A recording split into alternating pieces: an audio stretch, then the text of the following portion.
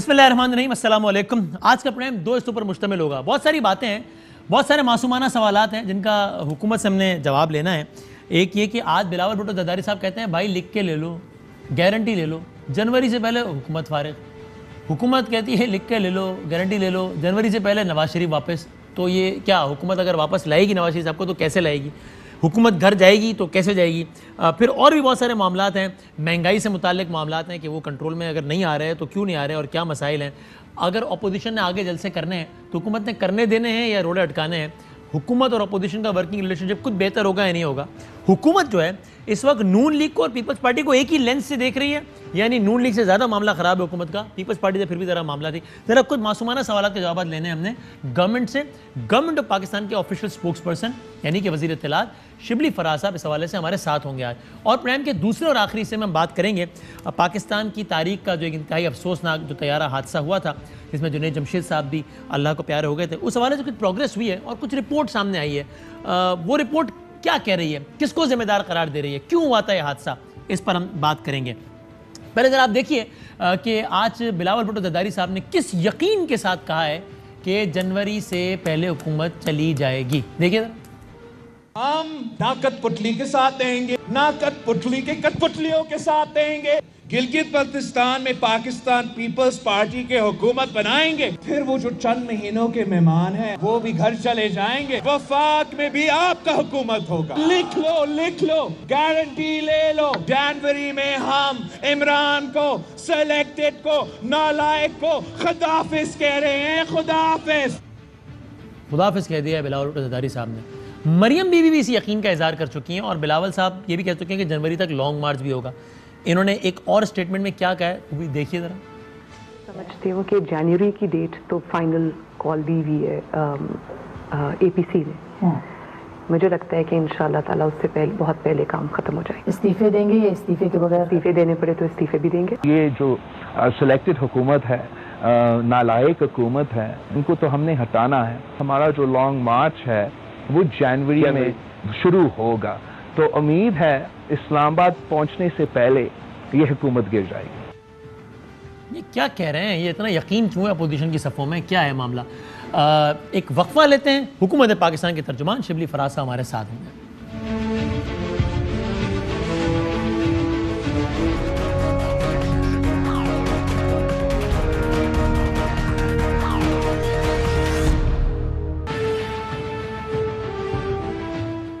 खुश आमदेद कहते हैं जी हुकूमत पाकिस्तान के तर्जुमान वफाकी वज़ीर इत्तलात शिबली फराज साहब तशरीफ़ फरमाएं। अस्सलाम वालेकुम शिबली फराज साहब। जी अस्सलाम वालेकुम सर, बहुत शुक्रिया वक्त देने का। वज़ीर इत्तलात बनने के बाद आपसे पहली मरतबा शरफ़ गुफ्तगू हासिल हुआ है, तो मैं बहुत देर से सही लेकिन मुबारकबाद मेरी कबूल कर लीजिए। बड़ी मेहरबानी। अच्छा शिबली फराज साहब, बहुत तयक्कुन के साथ फवाद चौधरी आपने देखा कि वो ये कह रहे हैं बिलावल भुट्टो साहब कि लिख के ले लो, गारंटी ले लो, लिखवा लो मुझसे, जनवरी तक हुकूमत नहीं रहेगी। तो आप उनको उसी यकीन के साथ लिख के देने को तैयार हैं कि जनवरी तक हुकूमत बिल्कुल रहेगी? देखिए ये जो है तो मेरा ख्याल है कि अपना दिमागी तवाज़ुन खो बैठे हैं। ये वो लोग हैं जो कि अपने माजी पे शर्मिंदा नहीं है और ये एक बार फिर जो है तो एक नया रूप बदल कर और ये आ गए हैं अवाम को बेवकूफ़ बनाने के लिए। हकीकत ये है कि ये पीपल्स पार्टी का जहाँ तक ताल्लुक है ये एक इलाकाई जमात बन के रह गई है और यही उसकी अब बसात है। अब जहाँ तक के नून का ताल्लुक है ये तो इनकी तो ये तो इन्होंने जनवरी बड़ा लंबी बात कर दी, इनके दिल पे पता नहीं क्या गुजरा होगा। क्योंकि नहीं तो आप इतने यकीन के साथ कहने को तैयार हैं कि हम जनवरी तक कहीं नहीं जा रहे, टस से मसले आप हम इंशाल्लाह जनवरी 2028 तक की बात कर सकते हैं। आप भी ये बात लिख के देने को तैयार हैं? देखिए ये तो करने वाला अल्लाह ताला को पता है। हम तो एक इंसान है, हम तो इस तरह की जो बातें हैं वो नहीं कर सकते हैं। ये तो अल्लाह को मालूम है कि कौन कब तक रहेगा, लेकिन हम ये इतना जरूर जानते हैं कि जिस तरह के हमें मैंडेट मिला है 5 साल का, तो इंशाल्लाह वो भी मुकम्मल करेंगे। और इंशाल्लाह जिस तरह खैबर पख्तूनख्वा में हम री इलेक्ट हुए इंशाल्लाह ये वक्त इस तरह नहीं रहना। अच्छा। ये तो वहाँ जब खैबर पख्तूनख्वा में हमारी हुकूमत आई थी, उस वक्त हमारे पास बिल्कुल कोई तजुर्बा भी नहीं था, तो लोग यही कहते थे कि ये तो कहाँ गई तब्दीली और क्या हुआ, लेकिन देखा आपने कि जो जो वक्त गुजरता गया हमारी परफॉर्मेंस किस तरह बेहतर हुई। सो मच सो कि पहली दफा खैबर पख्तूनख्वा के अवाम ने हमें रिपीट किया विद 2/3 मेजॉरिटी।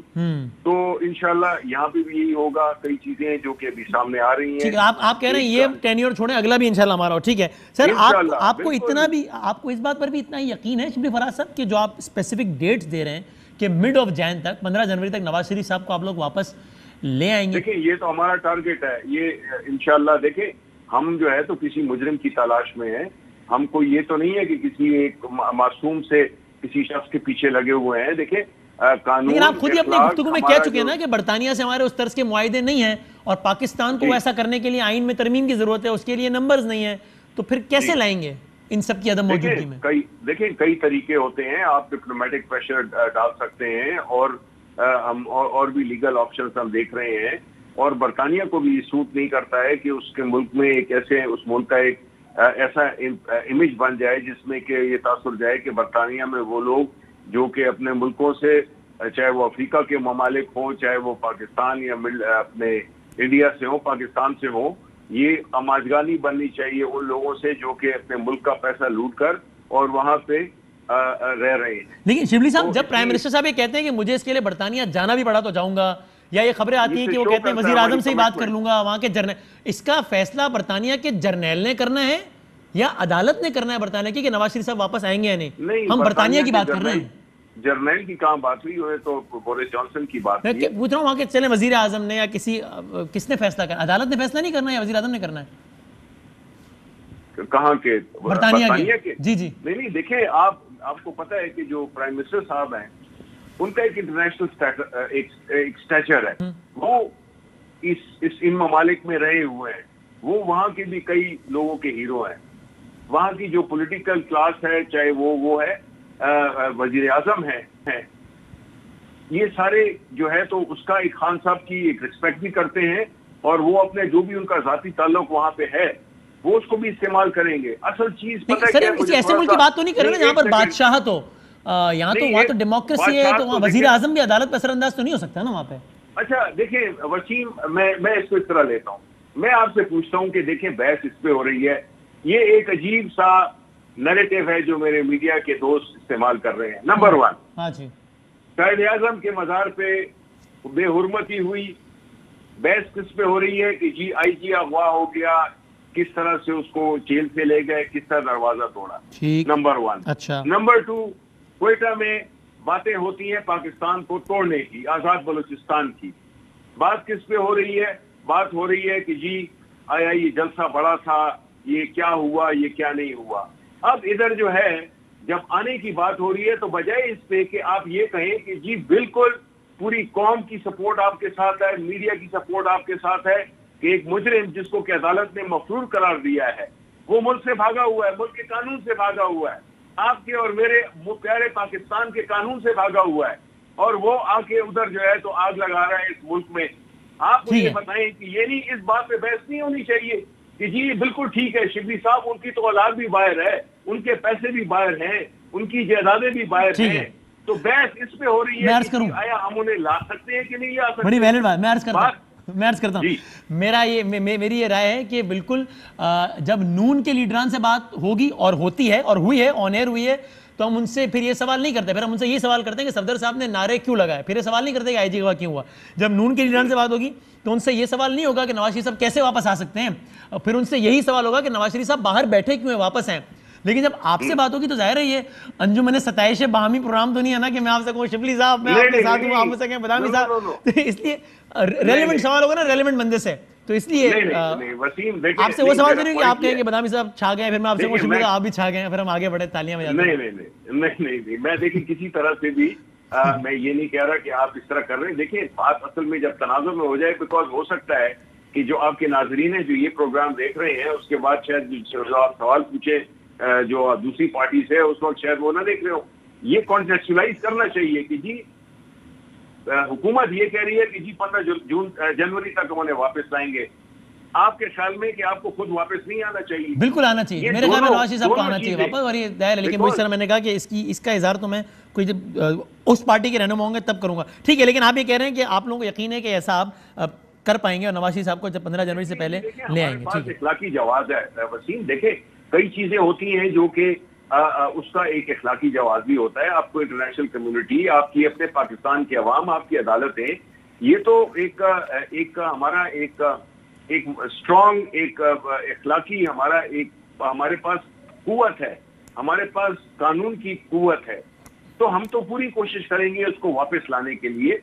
हम तो ये नहीं है कि कोई जहां से 7 घंटे फ्लाइट लेके चला गया है मुल्क के साथ इतनी ज्यादती करके, जिसकी की कीमत अदा कर रहे हैं अवाम, चाहे वो महंगाई की सूरत में हो, चाहे वो इदारों की सूरत में हो, जहाँ पे कोई चीज फंक्शन नहीं करती है। वसीम, आप मुझसे ये तो एग्री करेंगे ना कि आप किसी भी इदारे चले जाएं, आप तो सिंध में बैठे हुए हैं जहाँ पे पीपल्स पार्टी की हुकूमत पिछले 10, 15, 20, 25 साल से, बल्कि 40 साल से कह लें है।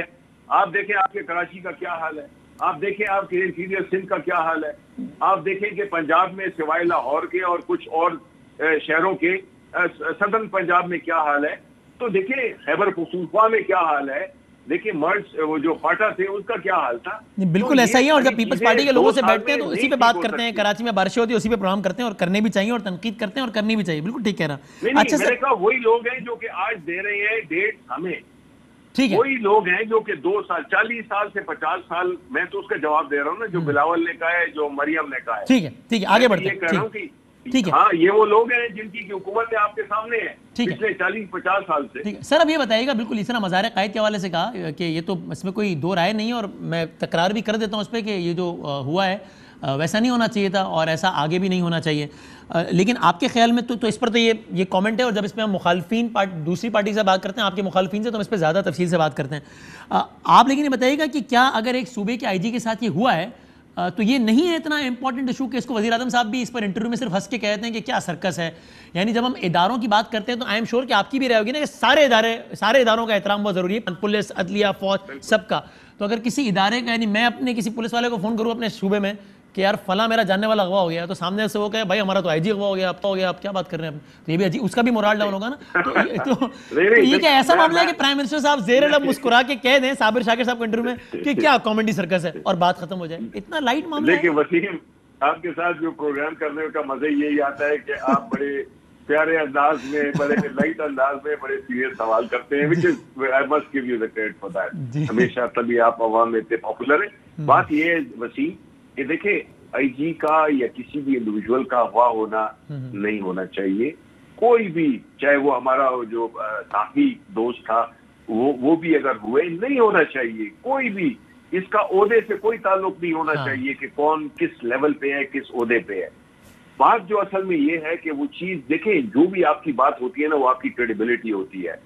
आपकी जो क्रेडिबिलिटी है सिंध हुकूमत की, और मैं ये तजुर्बे से बता रहा हूँ आपको, बिकॉज मैंने कोविड में भी मैं बैठा रहा हूँ इनके साथ और मुख्तलिफ पॉलिटिकल एंगेजमेंट से मुझे इनका पता चला है।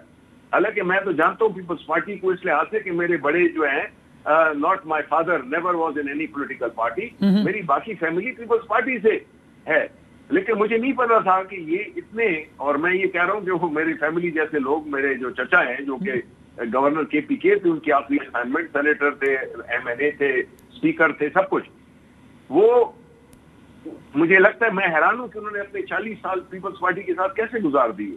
अच्छा, इनकी कोई क्रेडिबिलिटी है नहीं, ये झूठ और करप्शन का मुरक्कब है। मैं आपको, हम देखें, ये हमारा ही मुल्क है। आज हम तो एक पहली पार्टी है PTI को, जिसको ज्वाइन किया, और इसी के साथ हम जो भी हालात होते हैं हम इसी के साथ खड़े रहेंगे। ये हमारा, कम अज कम हमारे खानदान की ये रिवायत है, ठीक है ना। मैं ये कहता हूँ कि इन्होंने, ये इतने करप्ट लोग हैं, इन्होंने क्या कुछ नहीं किया अपने दौरे हुकूमत में और क्या कुछ नहीं कर रहे, इनसे कुछ बईद नहीं है। मैंने तो ये कहा है कि ये ड्रामा भी ये रचा सकते हैं खुद भी। इन्होंने पुलिस को अपनी जाती पुलिस बनाया हुआ है, so they are willing to do anything, they can stage. तो इसमें बेहतर नहीं है कि कम से कम आप गवर्नमेंट के इतने जाहिर है, तो आप ये कह दें कि भाई जब तहकीकात होंगी तो सामने आ जाएगा। आर्मी चीफ ने भी कहा है, सिंध गवर्नमेंट ने भी, अगर अभी से फैसला दे देंगे कि सब ड्रामा है, तो ये भी एक फोर्स के मोराल डाउन होने का सबब नहीं बनेगा। मैं वसीम, देखे, मैं तो तजुर्बे की बुनियाद पे बात कर रहा हूँ और इनकी जो चीजें रही हैं। पहली बात तो आप ये बताइए ना कि ये आपने फेडरल पे क्यों डाल दिया? ये तो सूबाई पुलिस है, सूबाई उधर चक्कर हुआ है, जो भी हुआ है, और उधर की इंक्वायरी कमेटी उनकी भी बनी हुई है, वो भी उनके ख्याल में जिन्होंने काम किया वो विफाक के अंडर में आते हैं ना, इसलिए विफाक पर डाला। नहीं, वफाक में क्या एक पुलिस आती है हमारे विफाक के अंडर? नहीं आती, वो कह रहे हैं जिन्होंने उठाया है वो। आप मुझे बताएं अगर उनका इल्जाम है। नहीं, रेंजर जो हैं वो किसके अंडर आते हैं? वो जब रिक्विजिशन हो जाते हैं, उनका जो चीफ एग्जीक्यूटिव होता है वो चीफ मिनिस्टर होता है। वजारत दाखिला का कोई ताल्लुक नहीं होता है, वो विफाक का नहीं, देखिए वजारत दाखिला का तो एक वाजबी रोल है, वो जो है देखिए इन्होंने पुलिस के साथ जो भी किया, राव अनवर इनका बंदा नहीं था, क्या कुछ करा इन्होंने, कहा हमारा बच्चा है, और जरदारी ने कहा कि हमारा बच्चा है, ठीक है, क्या कुछ इन्होंने नहीं खेल खेले। हमें ये एक बंदा हो जो कि सारी उम्र झूठ बोलता रहा हो, करप्शन की हो, अपने मुझे बताएं, आप इनसे कोई पूछ सकता है कि जी आपने असासे कैसे बनाए हैं, ये सरे महल किधर गया, ये 65 मिल तो चूंकि इस हवाले से इनका ट्रैक रिकॉर्ड खराब है, जो कि बेशक बिल्कुल है, ट्रैक रिकॉर्ड खराब बिल्कुल है, तो इसलिए उनकी किसी भी और बात में भी यकीन नहीं किया जाएगा। अगर वो कह रहे हैं हमारे आईजी के साथ ही हुआ है, तो चूंकि माजी का ट्रैक रिकॉर्ड खराब है, तो फिर अब इसमें भी यकीन नहीं किया जाएगा। यही बात आती है। नो, ये बड़ा फर्क पड़ता है। एक बंदा जो होता है ना, जो कहते हैं कि हमेशा आया कि जी शेर आया, उस पर किसी ने फिर बाद में एक बार नहीं किया जब वाकई शेर आ गया। हाँ, तो क्या बड़ा वाकई शेर आ गया और 2 बजे? नहीं, ठीक है ना, आप मुझे ये बताएं, चाहे वो 2 बजे हैं या 5 बजे हैं, नहीं, असल बात ये नहीं है। जब आपकी क्रेडिबिलिटी जीरो हो, जब आपका माजी सपोर्ट ना करता हो, कि आप जो बेशक सच भी कहें ना तो वो झूठ पे होगा, बिकॉज लोगों का आप पे एतबार नहीं। एक चीज हो रही है सिंध की हुकूमत के साथ, और आज वो कहा कि गिलगित बल्तिस्तान में लोगों को नया रूप, ये जिनको कि मैं कहता हूँ कि ये बनारसी ठगों का एक टोला है, ये जो है तो घूम रहा है, फिर रहा है, कभी जो है तो पाकिस्तान को तोड़ने की बात करता है, कभी इदारों पे हमला करता है, कभी अदालतों पे हमला करता है। ये क्या है यार? मतलब है कि मुझे आप बताएं वसीम कि आप किस हद तक गिर सकते हैं इक़्तिदार की और अपनी असासों को, अपनी दौलत को बचाने के लिए किस हद तक गिर सकते हैं? माजी के बयानात तो खान साहब के बहुत है, नहीं चले उस डिटेल में भी नहीं जाते।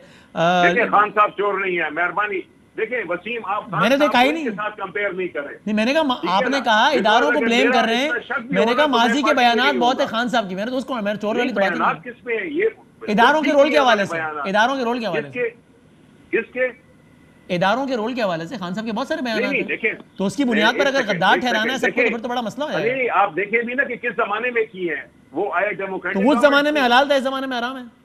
नहीं, डेमोक्रेटिक हुकूमत थी जिस जमाने में। जी डेमोक्रेटिक हुकूमत थी। जी 2013 के इलेक्शन में भी वो यही बातें कहते रहे हैं, तब तो डेमोक्रेटिक गवर्नमेंट थी ना, मार्शल लॉ तो था। अच्छा, तो मतलब आप ये कह रहे हैं, आप ये कह रहे हैं कि उस वक्त भी जो ठीक इलेक्शन हुए थे वो ठीक हुए थे, और इस दफा जो है तो गलत हुए हैं? नहीं, ये कह रहे हैं? मैं ये कह रहा हूं कि उस वक्त आप जो इल्जाम लगा रहे थे, इस वक्त ये वो इल्जाम लगा रहे हैं, तो इस पे गद्दार ठहराना तो ठीक नहीं है मेरा ख्याल है।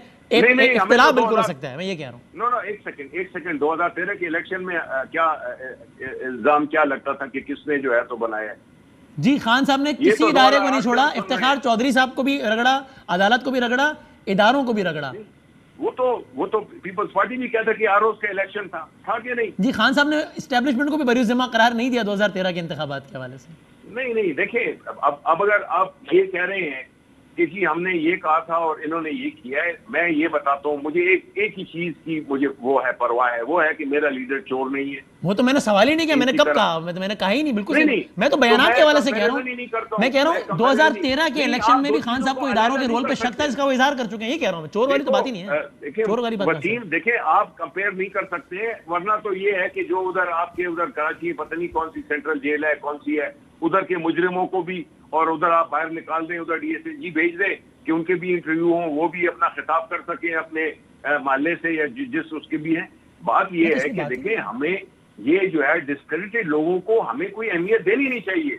मैं तो वक्त का ज़िया समझता हूँ कि ये जो लीडरशिप है जो कि खानदानी वो है, एक फैमिली कंसर्न है, चाहे वो पीपल्स पार्टी हो और चाहे वो नून लीग हो। आप मुझे बताएं कि आज जो है तो उनके लीडर जमहूरियत की बात करते हैं, मुझे बताएं ये बिलावल भुट्टो या ये किस मुंह से जो है तो जमहूरियत की बात ठीक है सर, आगे बढ़ते हैं, मैं कंक्लूड करता हूं। ठीक है, पॉइंट टेकन, आगे बढ़ते हैं। बस इनका बाप एक सियासत में एक दो बातें और कर लेता हूं, कंक्लूड करते हैं। ठीक है सर, एक तो आप बताइए, आपने साफी अली इमरान के हवाले से कहा था कि आपको उनका वाकया फिशी लगता है, अभी तक आपको वाकया फिशी लगता है, कुछ क्लैरिटी हुई? और आपने कहा था कि कराची जलसे से पहले उनको अगवा किया गया, हालांकि ऐसा तो नहीं हुआ था, वो कराची जलसे के बाद हुआ। देखो मेरी बात सुने वसीम, आपके कुछ दोस्त हैं जो कि चीजों को तोड़ मरोड़ रहे हैं, मैं उनको अच्छी तरह जानता हूँ। लेकिन मैंने ये फिशी का कहा, मैं आज भी कहता हूं कि फिशी, लेकिन आप मुझे कोर्ट नहीं करेंगे इस तरह से कि जी शिबली फराज बरकरार है। मैं फिशी कह रहा था पीपल्स पार्टी की गवर्नमेंट के कॉन्टेक्स्ट में। इसको जिसने भी लिया है, मैं उसका नाम नहीं लेना चाहता, उसने बदनीयती की बुनियाद पे ये बात की है कि शिबली फराज कह रहा था कि ये फिशी है मामला। मैं आज भी कह रहा हूं, लेकिन context of people's party, context of people's party की हुकूमत, जिसपे कि मुझे जरा भर भी इतबार नहीं है, और वो हमेशा क्या आपको लग रहा है शायद पीपल्स पार्टी ने गायब कर दिया हो? जी, आपको लग रहा है कि पीपल्स पार्टी ने कुछ किया हो, गायब कर दिया हो? बिल्कुल बिल्कुल। ये तो देखे ना, ये इनसे कुछ भी बईद है, इनसे कुछ भी बईद है, बिकॉज ये इनके लाडले होते हैं, कुछ इन्होंने पाले होते हैं लोग। इन्होंने क्रिमिनल्स को भर्ती किया सिंध की पुलिस में पैसे लेकर, और अपनी कार्रवाइयों को धौंस जमाने के लिए, इस किस्म की चीजों के लिए उन्हें इस्तेमाल किया। मैं इनको कहता हूँ कि जो इनकी जो वो है वो फिशी है, कि इन्होंने अपने किसी क्रिमिनल के जरिए उसको गायब करवा दिया हो, ये हो सकता है आप कह रहे हैं? क्या, sorry can you repeat that? क्या आप कह रहे हैं पीपल्स पार्टी ने मुमकिन है अपने किसी क्रिमिनल के जरिए अली इमरान को गायब करवा दिया हो? नहीं, देखिए वसीम, पूछ रहा हूँ मैं तो, वजाहत क्लैरिटी।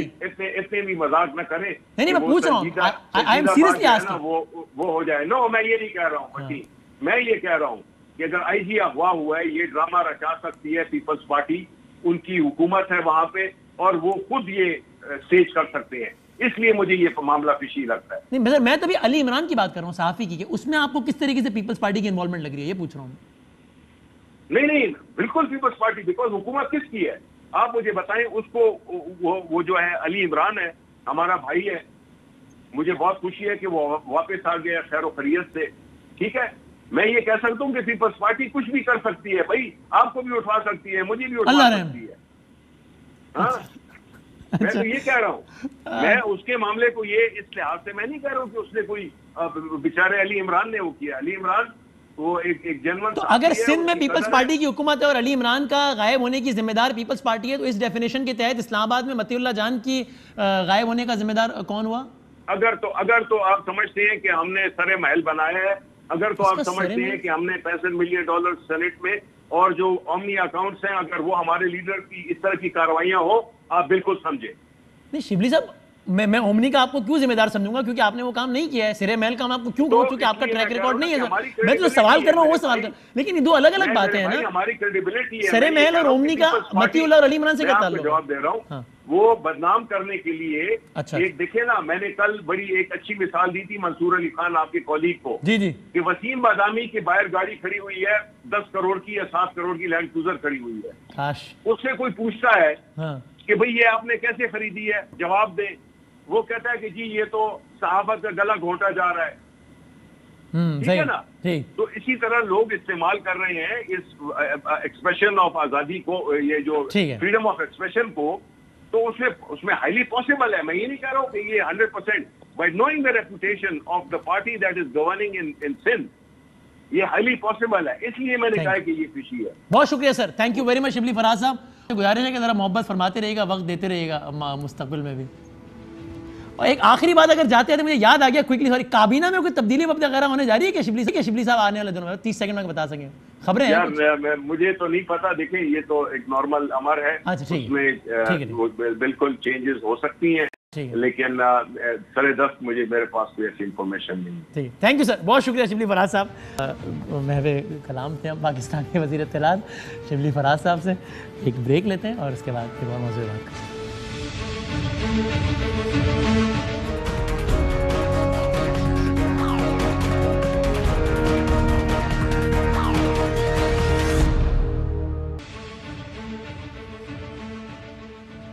खुशामदीद नाज़रीन। 7 दिसंबर 2016 बहुत बुरा दिन था पाकिस्तान के लिए। हवेलियाँ तैयारा हादसा हुआ, 47 अफराद की जान गई। जुनैद जमशेद साहब इसमें शामिल थे।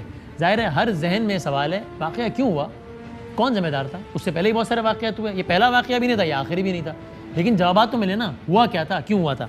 अदालत में मामला ज़ेर समाअत है। अब तक जो तहकीकात हैं उस हवाले से एविएशन डिपार्टमेंट ने अपनी एक रिपोर्ट जमा कराई है। वो रिपोर्ट का हिस्सा ये मेरे सामने पड़ा है, क्विकली हम बात करेंगे। सलाउद्दीन हमारे कॉरेस्पॉन्डेंट हैं जो सारी डेवलपमेंट देखते हैं एविएशन से मुतालिक। PIA के तर्जुमान हमारे साथ अब्दुल्ला हफीज़ खान साहब और विंग कमांडर सैयद नसीम साहब हमारे साथ मौजूद हैं। आपने पाकिस्तान में एविएशन के हवाले से मैं कहूँगा आपने मास्टर्स किया हुआ है, आप इस सब सारे एविएशन के अहम वाक़यात के हवाले से किताब लिख रहे हैं, प्रेसिडेंट हैं आप society of air safety investigator Pakistan के। तीनों का बहुत शुक्रिया। क्विकली सलाउद्दीन भाई ज़रा जल्दी से बताइएगा, अब तक अदालत में जो भी रिपोर्ट जमा कराई गई उसके मुताबिक क्या कहा एविएशन डिपार्टमेंट ने, वाक़या क्यों हुआ, कल रिपोर्ट जमा कराई गई थी ना, सामने पड़ी है मेरे। और देखिए, जो अदालत में रिपोर्ट जमा कराई है उस पर तो उन्होंने यही कहा कि जी एक टरबाइन का ब्लेड टूट गया था, उस वजह से ये हादसा पेश आया और मजीद इसकी इन्वेस्टिगेशन हो रही है और अमेरिका से इसकी रिपोर्ट आनी जाहिर है कि 3 इसमें फ्रांस भी शामिल है, कनाडा भी शामिल है, मुख्तलिफ उसमें वो था, तो उसकी रिपोर्ट अदालत ने फिर उनको वक्त भी दिया। लेकिन असल इसके हकायक जो चीज़ें जो हमने इन्वेस्टिगेट की और जो चीज़ें हम सामने भी लेकर आए थे, इसमें बहुत सारी चीज़ें सामने आई। इसमें सबसे पहले एक चीज़ होती है over speed governor. Over speed governor का इसकी पिन टूट जाना, इसकी पिन टूट जाने की वजह से एक इंजन नाकारा हो जाता है। जरूरी नहीं अगर एक इंजन बंद हो जाता है तो जहाज एक इंजन पे भी उड़ सकता है, लेकिन जब एक सिस्टम टरबाइन अगर फेल हो जाए या उसका प्रोपाइलर खराब हो जाए तो समझ लें कि जहाज का अपना कंट्रोल खत्म हो जाता है। यानी सलाउद्दीन साहब, अभी हम बहुत अगर टेक्निकल ना हो जाए, मैं भी नहीं समझता हूँ, हमारे नाज़रीन भी, तो हम अगर ये बात मैं कह सकता हूँ कि अब तक के उसके मुताबिक ये पता चल रहा है कि ये किसी इंडिविजुअल का, यानी कि पायलट का फॉल्ट नहीं था बल्कि तैयारे का मसला था, ये मैं कह सकता हूँ।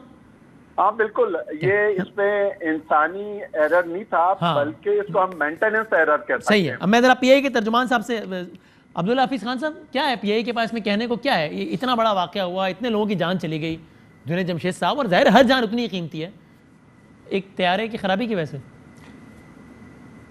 बहुत शुक्रिया। देखें, इस बात के ऊपर तो कोई दो राय नहीं है कि एक बहुत अफसोसनाक वाक़या था, बल्कि हमारी तारीख़ के चंद स्याह तरीन दिनों के अंदर से एक बात थी। जहाँ तक इस बात का ताल्लुक है कि अभी अगर हम कंक्लूसिवली कहें कि क्या वजह थी जिसकी वजह से ये पेश आया, तो मेरे ख्याल में it will be very immature to say that at this point in time, because जिस तरह आपने अभी बताया कि कल जो अदालत के अंदर जो रिपोर्ट पेश हुई उसके अंदर भी उन्होंने अदालत से एक्चुअली इस्तदा की कि हमें इस पर थोड़ा सा और वक्त दरकार है, बहुत सारी चीज़ें जो कि अभी उन्होंने अनकवर करनी है। लेकिन मैं फाइनली बात इसकी, लेकिन अब तक की रिपोर्ट इसमें तो बड़ा वाज़ेह तौर पे PIA को जिम्मेदार ठहरा रहे हैं ना, वो एविएशन वाले लिख कर दे रहे हैं, अदालत में जमा करा रहे हैं। नहीं ऐसा नहीं है, क्योंकि अगर आप देखें आज एविएशन डिवीजन ने इसके ऊपर एक बहुत बड़ी क्लैरिफिकेशन भी निकाली है। उन्होंने कहा है कि अभी तक किसी के ऊपर जिम्मेदारी का तयन नहीं किया गया और उनकी तरफ से या जो independent aircraft accident investigation board है उन्होंने अभी तक किसी एक इदारे या एक शोबे या किसी उसको जिम्मेदार नहीं ठहराया। लेकिन यहाँ पे एक बात मैं बताता चलूँ, देखें इस तरह का वाक़या ATRs पूरी दुनिया में फ्लाई करते हैं, किसी और ATR के साथ हुआ नहीं। एक अनफॉर्चुनेट सीक्वेंस ऑफ इवेंट, एक के बाद दूसरा, दूसरे के बाद तीसरा, एक सीक्वेंस ऑफ इवेंट के हिसाब से आपके जो है वो सिस्टम टूटते चले गए, जिसकी वजह से जो अभी तक हमें पता लग रहा है ये वाक़या दरपेश है। लेकिन सर मुझे एक बात बताइए ना, फिर मैं और तनवीर साहब, ये मैं आपसे भी गुजारिश करूँगा, नसीम साहब आप भी प्लीज़ सुनिएगा इसको। वो ठीक है, एविएशन अगर बाद में एक क्लैरिफिकेशन भी जारी कर देता है कि ना हमने तो किसी को जिम्मेदार नहीं ठहराया, लेकिन जो उन्होंने कहा है मैं वो पढ़ के सुना देता हूँ, फिर मुझे इसका मतलब समझा दीजिएगा, आप भी बता दीजिएगा नसीम साहब, और फिर हफीज़ साहब आप भी बता दीजिएगा। कहते हैं साहब, the failure sequence was triggered, एक तो वो सब कुछ भी कहा है जो आपने भी कहा, मैं रिपीट नहीं करता, वक्त कम है। The failure sequence was triggered because of fracture of turbine blade, और साथ में लिखा है, इसी रिपोर्ट में लिखा है, the failure sequence was triggered because of fracture of turbine blade consequent to one procedural anomaly of PIA maintenance। इसका क्या मतलब है हफीज़ साहब? इसका मेरे ख्याल में आप अगर इसकी अगली लाइन भी पढ़ दें ना, जो कि एक्चुअली क्लियरली डिफाइन कर रही है कि वो कौन सा प्रोसीजरल मेंटेनेंस है। देखें टर्बाइन ब्लेड के ऊपर प्रोसीजरल मेंटेनेंस से ताल्लुक है ना फिर इसका, या नहीं? नहीं, देखें उसके ऊपर बात यह है कि एक चीज़ है, एक जिसको कहते हैं सर्विस बुलेटिन, एक होता है प्रोग्राम, मेंटेनेंस प्रोग्राम। एक चीज़ है जिसकी एक सॉफ्ट लाइफ का मतलब है कि जी 10,000 घंटे या 11,000 घंटे बाद जब ये जहाज़ शॉप विजिट के अंदर आएगा तो अगर वो इंजन का वो वाला हिस्सा खुले तो आप इसको चेंज कर दें, ठीक है। ये एक है कि जी एक मेंटेनेंस प्रोग्राम है जिसके तहत आपने चीज़ रखी है ना, उसके ऊपर कोई सर्विस बुलेटिन नहीं है, उसके ऊपर कोई हार्ड एंड फास्ट OEM यानी जो ओरिजिनल इक्विपमेंट मैन्युफैक्चरर है जिसने ये चीज़ बनाई है, जो जहाज़ ने बनाया, प्रैट एंड विटनी का इंजन है, जिसके ऊपर ये हम बात कर रही हैं, उसकी तरफ से कोई क्लियर कट इंस्ट्रक्शंस नहीं है कि ये हर सूरत में 10,000 घंटे आपने पूरे नहीं होने देना, अगर पूरे हो गया तो उससे पहले पहले आपने चेंज करना। देखें, जब ये वाकया हुआ, मैं सिर्फ आपको एक बात ही बताता हूँ, जब ये वाकया हुआ तो जैसे आपको याद होगा, आप इसको कवर करते रहे थे, सिविल एविएशन अथॉरिटी ने पीआई के तमाम एटीआर फ्लीट को ग्राउंड कर दिया था और कंप्लीट शेक डाउन टेस्ट इसका कंडक्ट करवाया था। इमीडिएटली एटीआर और प्रैट एंड विटनी की अपनी टीम्स भी पाकिस्तान आई थी और वो 1 साल हमारे साथ रही और उन्होंने तमाम मेंटेनेंस प्रोसीजर्स को देखा। ऑब्वियसली उसके अंदर बहुत सारी इंप्रूवमेंट की उन्होंने सजेशंस भी की, लेकिन उन्होंने ऐसी कोई चीज़ हाईलाइट अभी तक नहीं की और अभी तक AIB के रिकॉर्ड के ऊपर भी नहीं होगी जिसपे उन्होंने स्पेसिफिकली बोला हो कि ये वाली चीज़ जो थी वो गलत होती थी मेंटेनेंस के अंदर, जिसकी वजह ये हादसा बना। नसीम साहब, आप जरा समझाइएगा, मैं जरा तो कंक्लूड भी करना चाहता हूं, मैं 3-4 मिनट है और मैं वो कह रहे हैं तो मैं अगली लाइनें भी पढ़ देता हूं, जरा सुनिएगा और फिर आप अपना तबसरा फरमा दीजिएगा, कंक्लूड करते हैं। The failure sequence was triggered because of fracture of turbine blade consequent to one procedural anomaly of PIA maintenance and had any one of these 3 latent factors, वो पहले बताए हुए factors, had any one of these 3 latent factors not existed and triggered by a blade failure, this complicated catastrophic sequence of failures subsequently leading to crash could have been averted। ये sir आम आदमी को जरा समझा दें कि ये क्या बता रहा है, क्यों हुआ इस हादसे का तैयार और क्यों हमारी एयरलाइंस का रेशो बाकी सारी एयरलाइन से इतना ज़्यादा है और वहाँ पड़ोसी मुल्क में ऐसा नहीं होता, बाकी ममालिक में हमारे रेशो क्यों इतना ज़्यादा तैयार है क्रैशेस का। सर नसीम साहब मुझसे पूछ रहे हैं? जी सर। मैंने कहा मुझसे पूछ जी नसीम साहब आपसे पूछ रहा हूँ। हाँ देखें, ये तो बहुत ही कॉम्प्लिकेटेड लैंग्वेज आपने बताई जो आम आदमी के फहम से बिल्कुल बाहर है। जी हाँ, पहली बात तो ये इसीलिए आपसे कह रहे हैं, आप समझा दें, मैं आसान अल्फाज में इसका मतलब क्या है।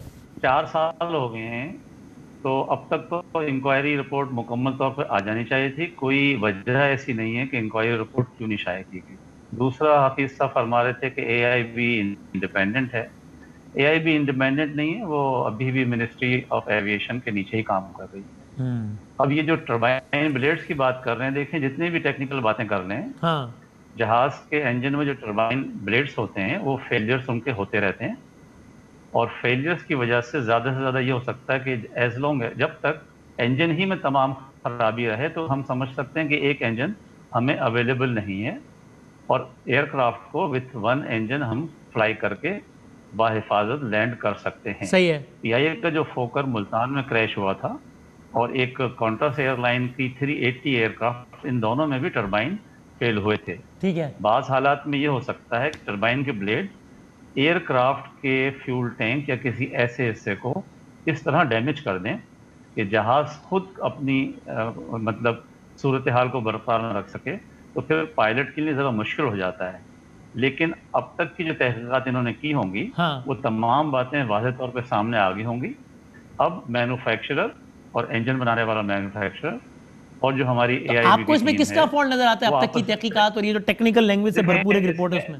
मैं आपको ये बता रहा हूँ कि अगर टरबाइन का ब्लेड फेल हो गया है जिसकी वजह से इंजन फेल हो गया है, तो हम सिर्फ इंजन फेल होने की वजह से पायलट को मतलब एक्सीडेंट की वजह जो है वो टरबाइन ब्लेड का फेलियर नहीं कहलाएगा, क्योंकि पायलट्स को डे 1 से ट्रेन किया जाता है कि वो अपने जहाज को, जिस जहाज में 2 इंजन हैं, वो एक इंजन के उसको आराम से उतारने के काबिल होना चाहिए। ठीक है। अच्छा, अमूमन ये होता है कि गलती ये होती है कि आप या तो देखें, गलती ये होती है कि गलती से आप दूसरे इन प्रोपेलर जहाज़ों का मसला ये होता है कि गलती से आपने वो इंजन जो सही चल रहा था उसको बंद कर देते हैं, क्योंकि ये एक बहुत ही छोटी सी बात है कि जब ये प्रोपेलर चल रहा होता है, अगर एक इंजन में खराबी हो तो हवा के दबाव के खिलाफ जाने के लिए हम उसका प्रोपेलर को खुद उस पर कर देते हैं, फेदरिंग कहते हैं। ठीक है, बहुत शुक्रिया सर, थैंक यू बहुत शुक्रिया।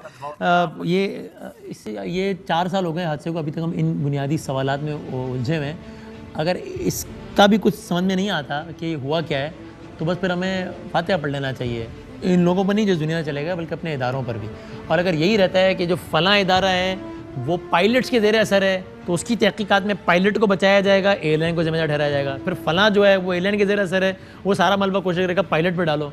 तो अगर यही चलता रहे तो फिर हमें इन 47 लोगों के साथ साथ एक 48वां फातिहा भी पढ़ना चाहिए, वो हमारे इदारों की ज़बू वाली का होना चाहिए। अल्लाह हाफ़िज़।